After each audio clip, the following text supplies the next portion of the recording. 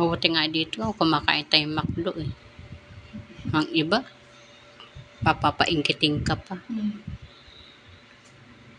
Katulad ni kaninanay doon, mas nagmerenda. Naku, lalo yung anak niya. Oh, Diyos ko. Pasalamat rin ako, nakakain rin ako McDo at maano rin dito.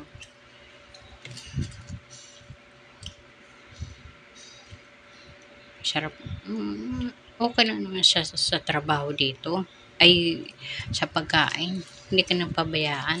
Kaso lang, sa trabaho, halos kang, Yun nga ang problema.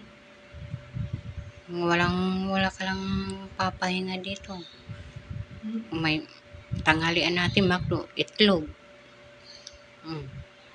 McDo, itlog lang tayo ngayon. Diet tayo.